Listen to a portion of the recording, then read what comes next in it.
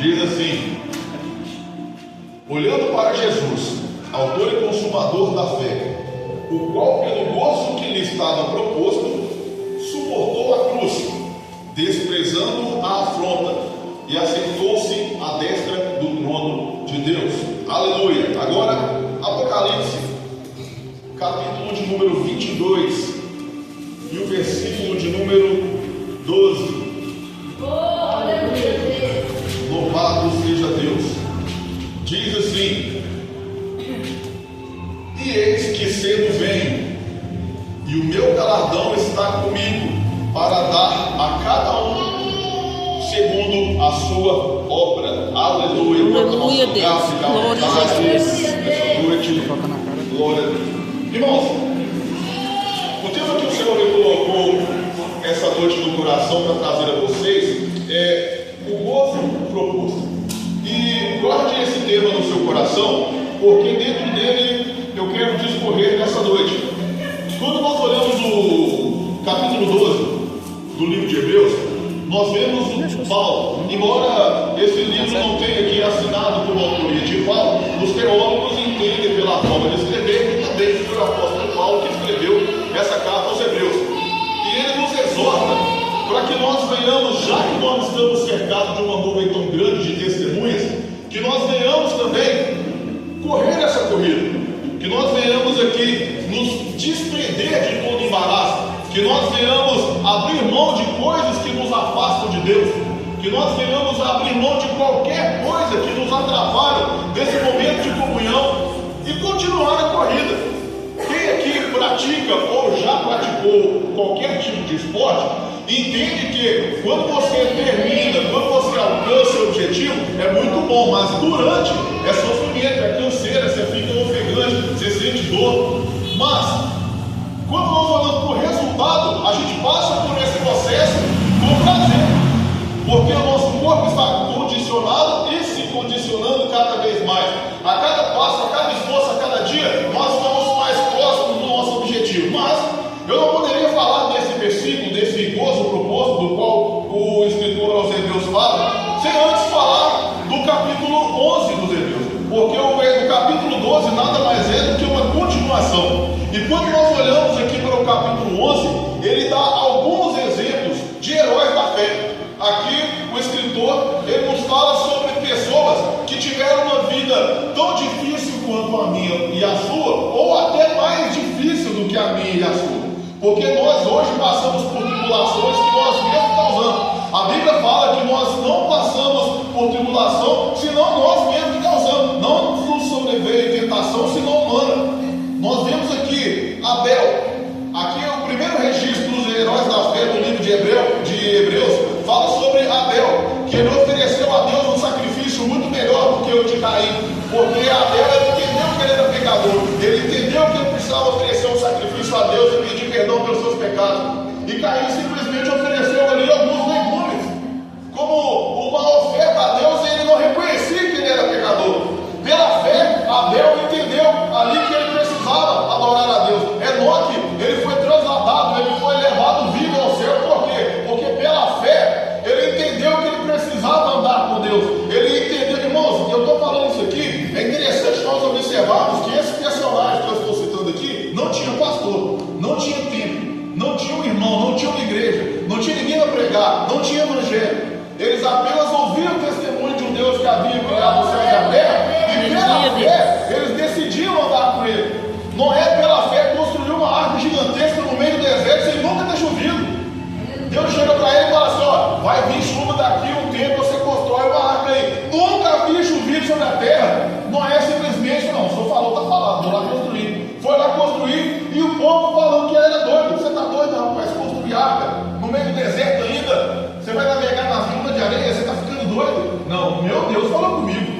Eu não estou ficando doido, não, meu Deus falou comigo.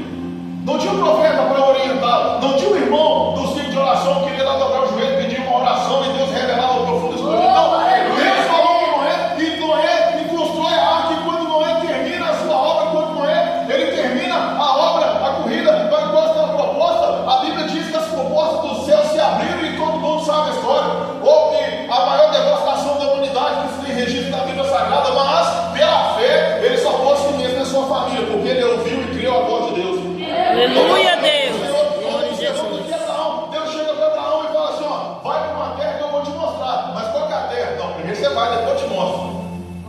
Aleluia, Arruma Jesus. sua mala, mas o carro não tem gasolina não. Entra no carro e começa a dirigir. Mas eu vou para onde? Primeiro você vai, depois eu te mostro. Parece que eu te doido. É para a direita, para a esquerda? Não, filho. Primeiro você vai, depois eu te mostro. E Abraão agora começa a peregrinar sem saber para onde. E no meio do caminho Deus começa a direcionar Abraão. No meio do caminho Deus começa a dar orientações a Abraão. No meio do caminho Deus começa a moldar o caráter de Abraão. E Abraão, que era um homem casado, bem sucedido no seu casamento, mas frustrado por não poder ter filho, avançado em idade, no meio do processo Deus opera milagres na vida de Abraão, faz com que ele se torne pai de uma grande multidão, que até hoje através de Abraão nós somos abençoados, nós somos benditos em Cristo. Por quê? Porque ele simplesmente ouviu a voz de Deus, porque ele simplesmente deu ouvido à promessa. Sara, uma mulher já idosa, passado o período de gerar filho, passado o período de ter vigor físico, de ter vitalidade, ela pode pegar no braço o próprio filho. Por quê? Porque Deus falou com ela e ela tomou posse da vitória. Isaac abençoou a Jacó, Isaac abençoou a Esaú. Por quê? Porque acreditou em coisas futuras. Jacó abençoou os filhos de José acerca de coisas futuras. José cria tanto na promessa de Deus, José cria tanto no trabalhar de Deus, que quando ele estava próximo da morte, ele falou assim: ó, eu estou morrendo, mas vocês vão sair daqui, porque a promessa de Deus era libertar o povo do Egito no período de José. Vocês vão sair daqui, e quando vocês saírem, pega meus ossos e leva com vocês, não me deixe aqui não. Ele estava à beira da morte, e ele falou assim: vocês vão sair daqui um dia, e quando vocês saírem, me levem junto com vocês. A minha alma já vai estar em outro plano espiritual, junto ali com Abraão. Já vou estar lá junto com o meu Criador, mas meus ossos não deixam aqui nessa terra não. E acabou de descer aqui no céu uma mensagem fresquinha aqui agora. José representa o próprio Cristo, porque o nome José e o nome Jesus tem o mesmo significado quando você traduz. O Egito significa o mundo, assim como eu e você estamos no mundo. E da mesma forma que José, ele foi levado ao céu, ao paraíso no Espírito, e quando o povo saiu do Egito, os seus ossos foram retirados, da mesma forma a igreja que vai morrer com os olhos lá na promessa, que o seu Espírito vai subir para o seio de Abraão, quando o Senhor voltar e vai tirar esse povo aqui desse Egito que se chama mundo, até os seus ossos, a Bíblia diz que vai se levantar dentro da sepultura e vai subir junto com Deus, com o Espírito Santo, para habitar para sempre com o Senhor Jesus nas nuvens, aleluia. Louvado seja o nome do Senhor. Eu fico observando essas passagens, porque a Bíblia diz em Isaías 46, 10: eu, o Senhor, anuncio o fim desde o início. Então tudo que acontece no Antigo Testamento é uma sombra do Novo, é aquilo que Deus está anunciando desde o princípio dos tempos. E nós olhamos agora para Moisés. Moisés, meu irmão, Amram, Joquebede, seus pais esconderam ali Moisés, mesmo que a ordem era para matar todos os filhos, todos os meninos, era para morrer. Mas Deus falou: não, esse menino aqui não vai matar, não, vai matar meu filho, vai matar meu milagre, vai matar minha bênção, vai matar minha promessa, vou esconder. E o que acontece? Depois Deus pega Moisés e faz dele um grande libertador, ainda que Moisés, até os seus 80 anos de idade, nunca tenha ouvido a voz de Deus, mas pela fé de Amram, Joquebede, pela fé da sua irmã Miriam, pela fé do povo de esconder ele, de cuidar dele, orar pela vida dele, Deus no tempo oportuno pega Moisés e faz dele um grande libertador, libertando aproximadamente 2.710.000 hebreus ali do Egito. Meu irmão, nós precisamos observar esses exemplos de fé. Sabe por quê? Porque a igreja hoje está condicionada a vir para o culto para buscar bênção, e vir para o culto para buscar milagre, vir para o culto para ouvir uma resposta de Deus acerca de coisas terrenas. Só que a sua visão, a minha visão, aleluia!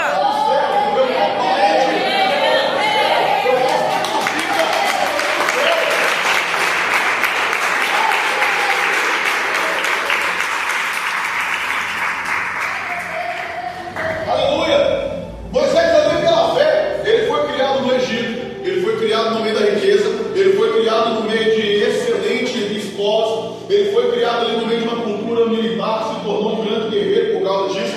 Ele foi criado ali no meio de tudo que uma criança que tem dinheiro pode receber. Moisés recebeu. Só que quando Moisés chegou à fase adulta, que todo mundo chamava ele do filho da filha de Faraó, ele falou: não, minha mãe é Joquebede, minha mãe se chama Joquebede e eu sou hebreu. Ah, mas você está aqui no palácio, mas eu sou hebreu. Ah, mas você tem dinheiro porque você cresceu no Egito, aqui dentro do palácio.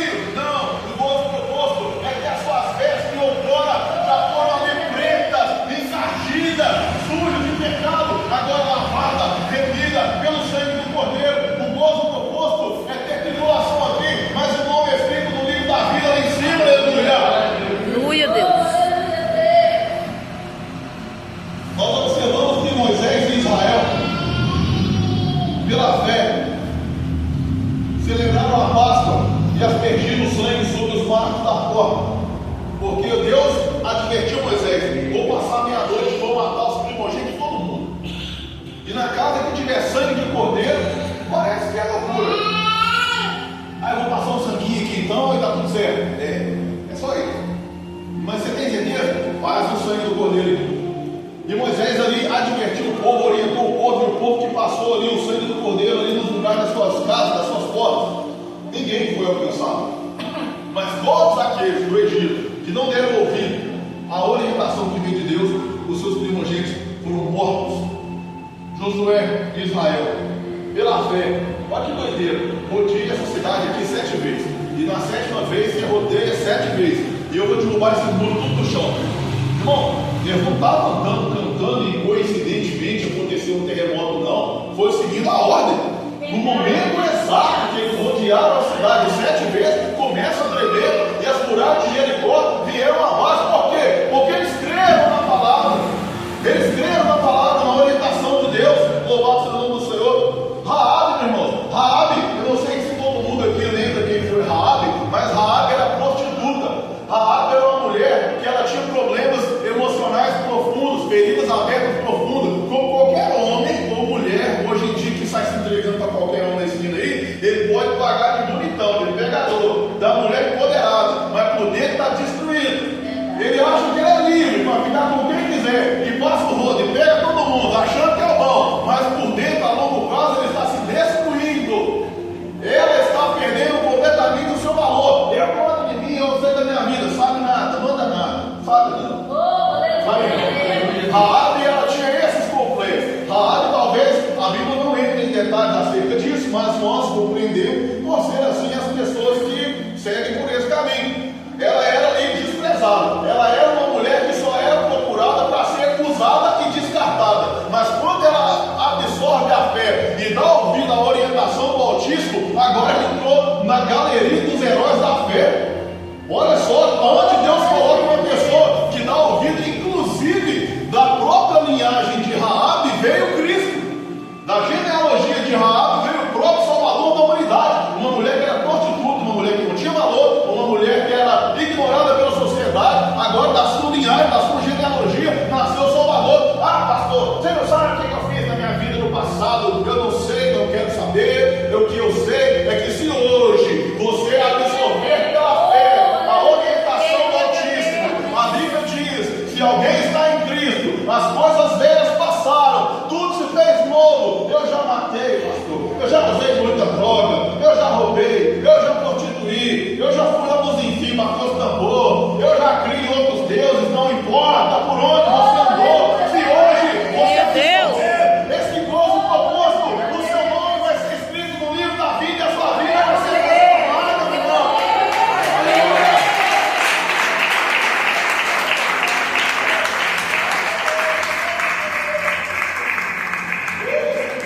E a Bíblia fala de forma resumida de outros tantos nomes aqui, ó, como Gideão, Baraque, Sansão, Jefté, Davi, Samuel, todos os demais profetas, irmão. Não tinha igreja, não tinha pastor, não tinha escola dominical, não tinha aqui um círculo de oração, não tinha irmãos para orientar, mas eles tinham testemunho e fé. Aleluia. O que faz a diferença em uma igreja, meu irmão, não é a estrutura. O que faz a diferença em uma igreja não é a oratória do pregador. O que faz a diferença em um grupo que se reúne para adorar a Deus, meu irmão, não é nada terreno, é fé. O que faz a diferença se essa igreja vai causar ou não um prejuízo no inferno, se essa igreja vai causar ou não um impacto no meio social onde ela está inserida, é se essa igreja tem fé, é se essa igreja tem obediência à palavra, é se esse povo, meu irmão, é fiel àquilo que Jesus ensina, é fiel àquilo que a palavra ensina. Nós precisamos, meu irmão,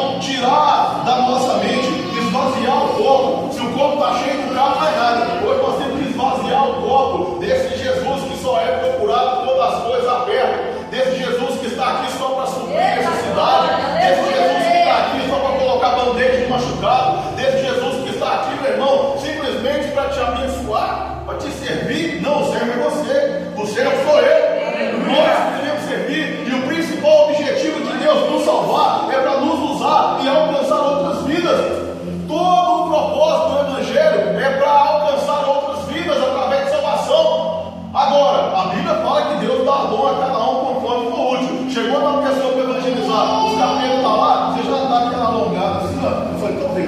A gente tem que alongar. E vem, irmão. Porque nessa família tem autoridade. Agora tem crente que vem demônio e fica doido de medo, falta até pular por cima da cadeira e sai correndo. Irmão, a igreja não é uma organização normal, terrena, carnal. A igreja, eu falo com muitas pessoas que eu tenho oportunidade de conversar, que eu nunca me desviei da presença do Senhor, porque eu vivi uma época em que o mundo espiritual, ele interagiu muito com o nosso mundo físico. Eu fui liberto em um dia. E um dia que eu inventei de ir lá no centro de oração lá, aquelas irmãs faz uma roda, colocam lá no meio, e não era assim uma teóloga, não, mano. As irmãs banqueiras com o cabelo batendo lá, mano, naquela toalha que eu não podia cortar, os irmãos esquisitos e começam a orar pro meu lado, eu caio no chão de joelho chorando, sem entender porque eu estava chorando. Eu só sei que eu comecei a chorar, e ela foi louvando a Deus, e uma vez naquele lá, tá entregando profecia pro meu lado, e eu sei que eu cheguei lá em casa com uma vontade de consumir o meu CD de música mundana. Eu fui tirando o braço, aí depois eu virei fanático. Eu queria estar na igreja todo dia. Mas por quê? Porque havia uma interação do céu com a terra. Hoje nós estamos preocupados em performance. Um pregador, um pastor que vem cá e ensina, explica detalhadamente a palavra, nossa, o culto foi frio. Mas um pastor que é falso, que é um ator, que é um hipócrita, que chega aqui e começa assim, tô vendo onde, o povo aplaude, chora, cai no chão afora. Bando de hipócrita, o que salva é a palavra, o que liberta é a palavra.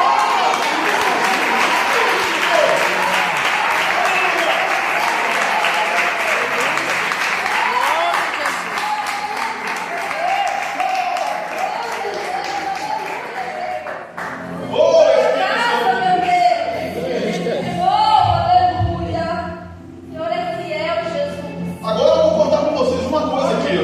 Tem um monte de pregador que fala assim, ó. Quem tem a promessa de Deus não morre não. Quem já ouviu esse jargão aí? Mas qual desse aqui que alcançaram a promessa que eu falei para você? Me fala um desse. Nenhum. A promessa na qual eles criam era a vinda do Messias para a salvação. Qual desse viu Jesus? Zero. Nenhum. Mas morreram firmes na promessa.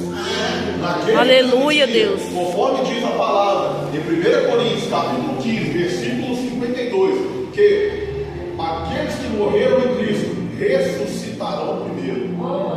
Eles vão ressuscitar. Se você estiver vivo, eu acredito que mais tarde, porque está próximo à volta do Senhor, se você estiver vivo, ele vai subir primeiro, não.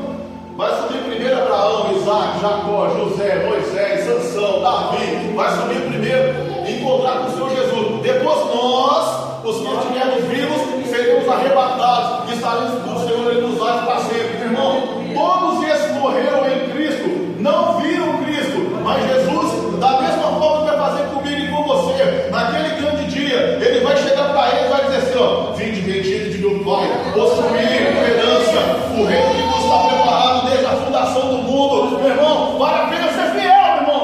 Vale a pena ser fiel, vale a pena guardar a palavra, vale a pena, meu irmão, se abster das coisas desse mundo, meu irmão. Vale a pena, às vezes, tomar prejuízo para honrar o nome de Jesus. Vale a pena olhar do outro lado da face, meu irmão, para entrar no céu, meu irmão. Deixa eu te explicar uma coisa aqui. Nada que você perder aqui nessa terra, nenhum prejuízo que você tiver aqui nessa terra, fica lá em vão quando você chegar no céu. Tudo será recompensado. Agora, qualquer fortuna que você ganhar nessa terra, não vale a pena se você perder a vida eterna. Não vale a pena se você perder a salvação. Então, meu irmão, dispa-se do seu pecado, dispa-se da sua dureza de coração, dispa-se daquela pessoa que você insiste em não perdoar, dispa-se de toda a amargura acumulada ao decorrer da caminhada cristã. Perdoe, meu irmão, perdoe, ame, abrace, caminhe, olhe o gozo que está proposto para você, meu irmão, e continue a carreira que nos está proposta por Cristo.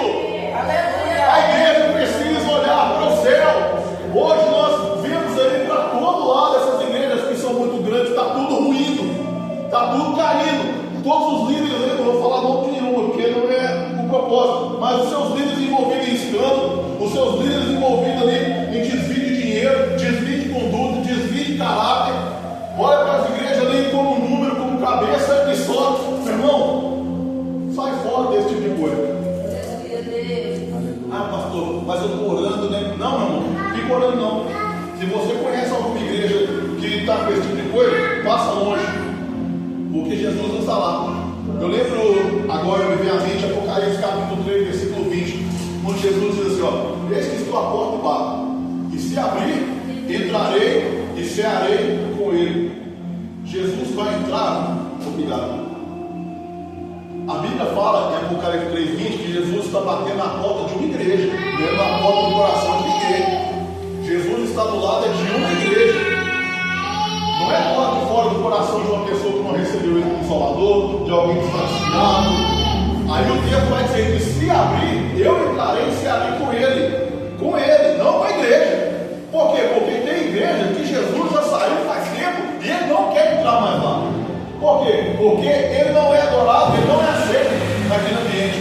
Então, meu irmão, existe, infelizmente, e a Bíblia nos diz também, em 2 Tessalonicenses, capítulo 2, do verso 1 a 6, que os dois maiores sinais que antecedem a volta de Jesus chamam-se apostasia, que é o abandono da fé. Igreja lotada. Eu achei aqui, ó, Deus está me mostrando CPF, Deus está me mostrando isso e aquilo. Não tem nada de Deus nisso.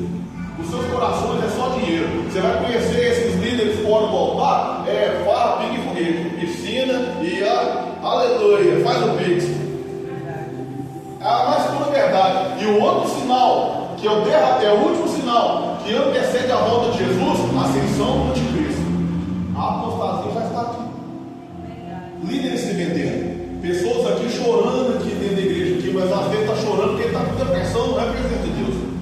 Às vezes está chorando de remorso, às vezes está chorando arrependido de qualquer outra coisa, mas não é a presença do Espírito Santo. Pessoas aqui por fora, cheirosas, bonitas, mas por dentro horrorosas, vazias, secas do Espírito de Deus. E a gente entende essas coisas, porque nós que lidamos com o público, nós que ensinamos, nós que conduzimos o rebanho, é muito fácil você identificar, porque Deus nos dá o discernimento de Espírito. A pessoa que é cheia do Espírito, a sua vida vai apresentar frutos de pessoas que são cheias do Espírito. Se uma pessoa que está aqui na igreja, se você pisou no carro dele e quer dar soco e brigar com todo mundo, ele está meio vazio. É uma pessoa que não aceita ser pastoreada, não aceita ser corrigida, ele está meio vazio. Ele não está cheio do Espírito Santo. Então nós observamos aqui, meu irmão, pelos frutos, o nível que a igreja está chegando. E isso é ruim? Sim, é horrível, mas é bíblico. Isso é difícil de se entender? Sim, muito difícil de entender, muito difícil de conviver, mas é bíblico. A apostasia está chegando. Hoje tem igreja do jeito que você quiser. Se quiser ter igreja homossexual, tem. Se quiser, a igreja agora abriu até a igreja da Ponta Gira lá no sul do Brasil. A igreja da Ponta Gira, o sangue de Jesus tem poder, mas tem. Isso é apostasia. Deus virou uma moeda de troca. Deus virou amuleto. Deus virou um simples nome qualquer sendo usado em vão na boca das pessoas. Mas nós, meu irmão, que entendemos o que é esse gozo proposto, da mesma forma que Cristo foi humilhado, a Bíblia diz que Jesus se esvaziou da sua glória, se fez homem e desceu aqui para morrer. Ele não veio aqui simplesmente para ensinar, para mostrar o caminho. Não, ele veio para padecer. Ele veio para receber cusparada na cara. Ele veio para ser crucificado. Ele veio para receber na sua cabeça uma coroa de espinho. Ele veio aqui para ter uma lança colocada no seu lado ali até sair sangue e água. Ele veio para sofrer, meu irmão. Jesus, quando ele chegou ali, ele nasceu, quando ele chegou a esse mundo, ele teve que correr porque o povo queria matar ele. No primeiro momento que o Salvador da humanidade chegou nesse mundo, ele teve que fugir, ficar escondido, porque eles queriam matar ele. E quando ele voltou, que ele começou a entrar na sinagoga para pregar, para ensinar, eles queriam matar ele. E numa passagem diz que Jesus teve que sair no meio da multidão e fugir, porque eles queriam matar ele, mas ainda não era chegado o momento. Quando Jesus ele curava uma pessoa, mas você vai curar uma pessoa no sábado? As pessoas estão preocupadas com a tradição, não estão preocupadas com o milagre, não estão preocupadas com as almas, não estão preocupadas com as vidas. Eu não posso cortar o cabelo, eu não posso usar maquiagem, eu não posso usar brinco, eu não posso usar calça, eu não posso fazer tatuagem, eu não posso fazer aquilo. O que você não pode, meu irmão, é endurecer o coração enquanto está cheio de gente correndo nas garras de Satanás. O que você não pode, meu irmão, é ter orgulho e colocar a sua vida em primeiro lugar, porque nós devemos amar a Deus em primeiro lugar. Quando eu tenho um problema com o meu irmão e eu não posso lá pedir para ele perdão, quer dizer que o meu orgulho está acima de Deus, porque se Deus estivesse em primeiro lugar, eu ia.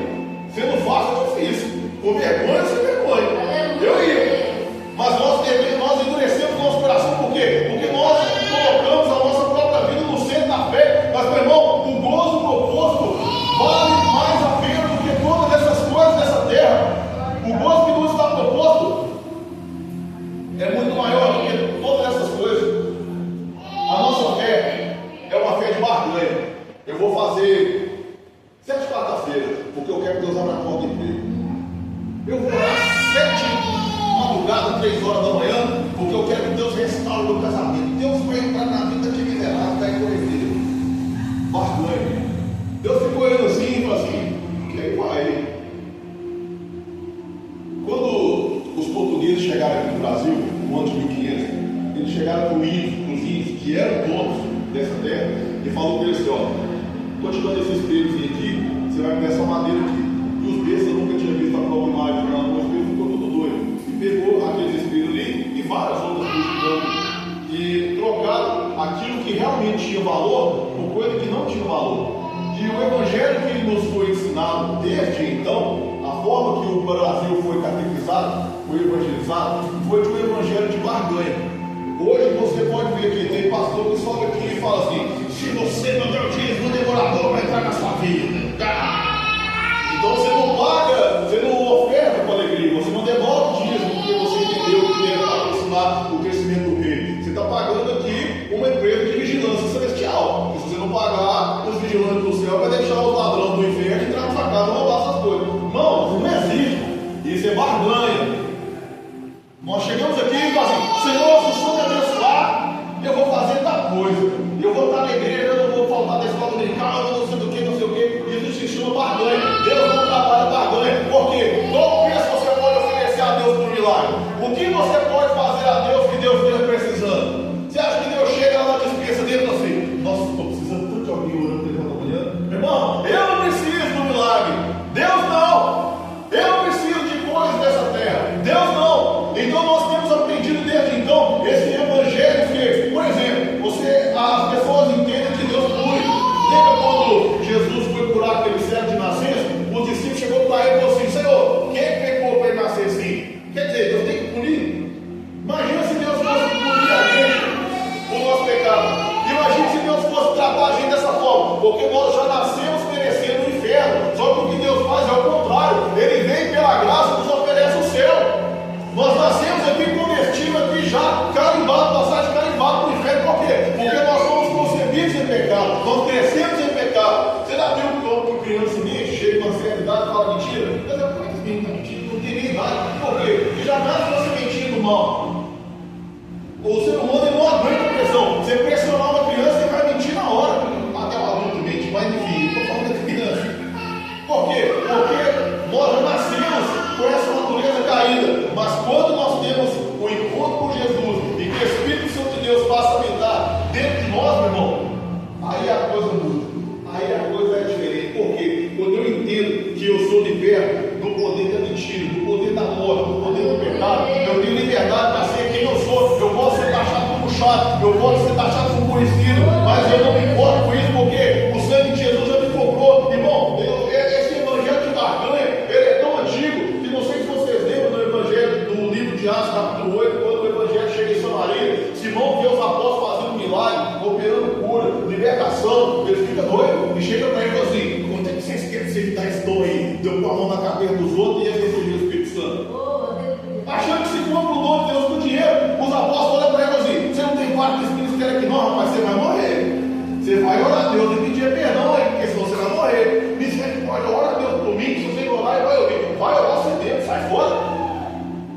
As pessoas tentam comprar as coisas que vêm de Deus. Meu irmão, a forma de você alcançar o milagre é coração aberto. A melhor forma de você alcançar o seu milagre é submissão à palavra.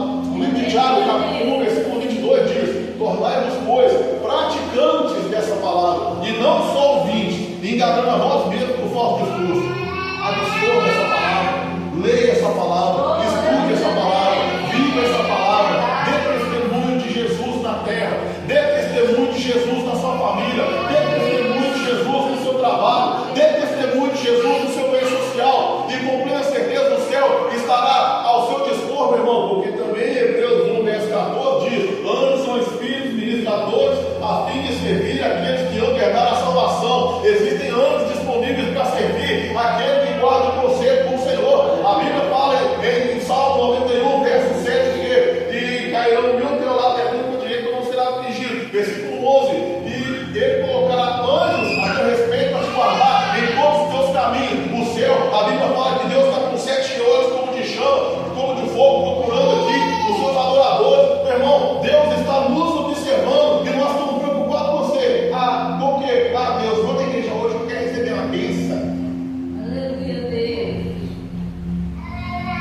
O gozo que nos está proposto é uma coroa incorruptível. O gozo que nos está proposto é um tesouro que o ladrão não pode roubar, a traça não pode corroer, porque nem ladrão nem traça vai entrar no reino do céu. Hoje eu observo que aqueles crentes do passado que não tinham uma boa oratória, que não sabiam inúmeras vezes nem ler a Bíblia, mas eles tinham ali o coração quebrantado e a fé de seguir aquele gozo proposto. Aqueles irmãos antigos, simplesinhos, igual eu já tive a oportunidade de ministrar em roça, os irmãos que estavam todo social, combinando o tempo, com o joelho no pé, ele não está nem reclamando, ele não está nem está combinando, ele não está, ele quer saber de nada. Aqueles irmãos, eles estão ali firmes na sua fé e não desviam. Por quê? Porque as coisas desse mundo já não têm sentido para ele. Ele não está preocupado em ficar aqui. Tem gente que fala que ama Jesus, mas está ficado no peito, ele morre só de sentir aplicado, de medo da morte. Meu irmão, você está achando que você vai para o céu voando igual morto? Não, meu irmão. A morte é a porta que vai nos levar para os braços do nosso Salvador, o Senhor Jesus, mas está cheio de gente temendo a morte. Meu irmão, nós não somos dessa terra, nós estamos aqui, mas nós não somos aqui. Louvado seja o nome do Senhor. Quando nós olhamos a Bíblia Sagrada de pessoas que guardaram a fé, eu observo aqui Sadraque, Mesaque e Abednego. Ali quando o rei fez aquela grande estátua e falou assim: todo mundo é obrigado a se prostrar perante a estátua. Aqueles 3 jovens ali falaram assim: eu não prostro. E eu não vou detalhar a história, porque imagino que todos aqui já conhecem, mas aquele homem manda prender aqueles 3 jovens, amarrar e lançar na fornalha. Aqueles jovens não eram ali nariz em pé, não eram peludo, como a gente costuma falar. Aqueles homens tinham fé. E quando eles foram lançados na fornalha, a Bíblia diz que o fogo esfriou. O ímpio, quem não tem temor de Deus, jamais vai acreditar numa história dessa. O fogo ficou frio, de tal forma que nem os seus olhos, assim, o cabelo deles queimou, nada. Por quê? Porque aqueles homens não estavam pensando em ser grandes nomes de destaque no meio da Babilônia. Eles estavam pensando em ter nome de destaque no céu. Porque eles chegaram para Nabucodonosor e falaram assim: ó, o meu Deus é quem pode me livrar. No entanto, se ele não livrar, eu também não vou prostrar, não. Deus pode abrir a porta de emprego para mim, mas se ele não abrir, eu vou continuar adorando. Deus pode entrar na minha família, salvar meu filho, salvar meu irmão, salvar meu marido, salvar minha esposa, salvar sei lá quem, meus pais, mas se ele não salvar, eu vou continuar adorando. Essa é a postura, meu irmão, de quem aqui está de olho naquele gozo que nos foi proposto, louvado seja o nome do Senhor. Daniel, quando foi lançado na cova dos leões ali, ele poderia simplesmente falar com o rei assim: não, ele está tranquilo, eu não vou orar então mais não, porque eu posso entrar para orar no banheiro, ninguém vai ver mesmo. Eu posso fechar a porta da minha casa aqui, vou orar em secreto lá, ninguém vai ver mesmo. Só que ele tinha um compromisso com Deus, uma aliança com Deus, e falou assim: eu vou orar a hora que eu quiser. A hora que Deus colocar no meu coração de orar, eu vou orar. E se Deus colocar para eu orar na janela, eu vou orar na janela. Mas você vai ser lançado na cova do leão. Lança eu na cova do leão, que eu vou cair orando. Eu vou cair em comunhão com Deus. E quando o Daniel cai na cova do leão lá, meu irmão, a Bíblia diz que o leão chegou, olhou para um lado e falou assim: você é louco, eu não conheço. Não queria mexer com o Daniel, não. Ah, não, mas o leão estava cheio. Cheio? Quando o soldado caiu lá dentro, o leão pegou ele no ar. A Bíblia fala, mas o quê? O gozo que estava proposto para Daniel era uma comunhão eterna, uma comunhão maior, uma comunhão com Deus. O profeta, quando ele saiu ali lá fora, para pegar ali com o Geazi, Eliseu, se me fala a memória, Eliseu, eu estou velho, a minha mente já não está assim não. Eliseu, se me fala a memória, e saiu ali, tinha um rei ali com milhares de soldados prontos para matar todos eles. E já falou assim: como é que eu vou fazer agora? Olha os soldados que foram para matar a gente. Ele falou assim: Senhor, abre o olho desse incrédulo aqui para ele ver. Ele viu tanto anjo, ele viu tanta carruagem, ele viu tanto soldado da parte de Deus para livrar o povo. Por quê? Porque as pessoas terrenas, irmão, eles olham só aquilo que está diante dos seus olhos. Mas aquele que é espiritual, ele sabe que Deus vai prover. Aquele que é espiritual, ele sabe que Deus vai prover de alguma forma. Ele sabe que a porta vai abrir. Ele sabe que Deus vai prover de alguma forma. Deus vai fazer. Por quê? Porque Deus tem compromisso, irmão, com os seus. Quando a gente fala que Jeová é Jeová Jiré, o Deus da providência, não é jargão. Quando a gente fala que Jeová, o barco de pregador. Quando a gente fala, meu irmão, não é nada dessas coisas. Nós entendemos, eu vivo a provisão de Deus, eu vivo o cuidado de Deus. Eu sei que tem muita gente aqui nessa igreja que também vive o cuidado de Deus, que também vive a provisão de Deus, que tem milagre para contar, que se eu chamar aqui em cima aqui, quem quer testemunhar um milagre? Vai vir um monte de pessoa aqui e fala assim, pastor, eu estava nas últimas, eu achava que já não tinha mais como, e Deus chegou e entregou o milagre na minha vida. Na hora que eu achava que ia desistir, Deus chegou com a provisão. Existe uma infinidade de pessoas assim, meu irmão. É esse gozo que nós devemos buscar. O gozo proposto é o céu. O gozo proposto é ser transformado numa nova criatura. Assim como Lázaro, que estava ali pobre, cheio de úlceras, sofrendo, à beira da mesa do rico, ele foi levado no seio de Abraão, consolado, está salvo eternamente. Assim sou eu, assim é você. Assim sou eu, assim é você. Todo o Evangelho, todas as palavras de Jesus é focado no céu. Jesus ele trouxe a mensagem do quê? Indo anunciar é chegado o reino de Deus. O que é o reino de Deus? O reino de Deus é o reino que vai vir uma embaixada, que vai vir uma comitiva, que vai vir um grupo de pessoas para representar o reino de Deus aqui e vai chegar lá no congresso lá, estabelecer um ministério, alguma coisa. Não, o reino de Deus está aqui agora. Mas você crê nisso? Você crê nisso? Você crê que nós estamos aqui e esse ambiente aqui, ele pode ser transformado ou no reino de Deus ou no reino das trevas? Porque o reino de Deus é espiritual. O reino de Deus é espiritual. Eu comecei a falar aqui que a minha fé hoje ela é muito enraizada por causa das coisas que eu vivi. Às vezes eu fico vendo as pessoas fazendo coisa de igreja e eu falo assim, sabe, eu não vejo esse negócio de igreja, mas não dá pra mim não. Não dá pra mim não. Essas coisas que eu estou vendo, não dá pra mim não. Aí eu vou e Deus traz na minha mente quantas vezes. Eu lembro uma vez que eu fui entrar na casa do Alma de Santo, era eu e mais um irmão, mas a hora que ela entrou para trás, o irmão vazou pela porta da cozinha e largou só eu lá. Eu estendi as mãos, fisicamente só estava eu, mas espiritualmente os anjos do Senhor estavam todos ali, e aquela infinidade de demônios que deu para o trabalho, teve que sair todos. Irmãos, essas coisas têm que fazer parte da vida do crente.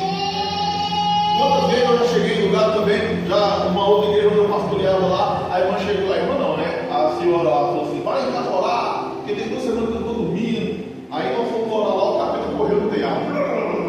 E todo mundo ouviu, não foi algo espiritual, todo mundo ouviu que estava na casa lá. Eu fico pensando assim, gente, se o céu já interagiu comigo tantas vezes no decorrer desses 20 anos do Evangelho, por que agora eu vou achar que isso não existe? Qualquer coisa na minha cabeça? Carnal é quem não viveu essas coisas, porque isso é comum.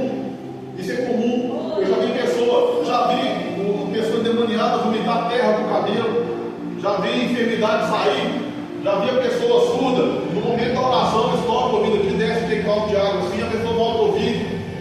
O nosso Deus está em nosso meio. O nosso Deus está aqui nessa noite. Mas para isso é necessário que nós venhamos caminhar para o gozo que nos está proposto. É necessário que nós venhamos caminhar. Essa caminhada que nos está proposta, e a caminhada que está proposta para mim, está proposta para você, é arrependa dos seus pecados, abandone essa vida superficial, abandone essa vida de vai orar uma vez ou outra, abandone essa vida de deixar a Bíblia aberta no Salmo 91 lá, e as páginas ficar até amarelas, mas você nunca lê. Abandone essa vida de não se envolver nas coisas espirituais. Abandone essa vida de ficar dependendo da unção do pastor que está aqui em cima pregando. Abandone essa vida de ficar dependendo de Deus usar alguém para revelar o que Ele quer para a sua vida. Comece a buscar por conta própria comunhão. Comece a buscar por conta própria intimidade com Deus. Porque o gozo que está proposto para mim e para você é o céu. E o céu vale a pena. O gozo que está proposto, meu irmão, para nossas vidas é algo que o olho não viu, o coração não sentiu e nem subiu ao coração do homem, meu irmão. É aquilo que o Senhor Jesus tem reservado para aqueles que o amam, aleluia. Louvado seja o Senhor. Louvado seja o Senhor nesse momento, irmão. A família do Basto é muito lindo.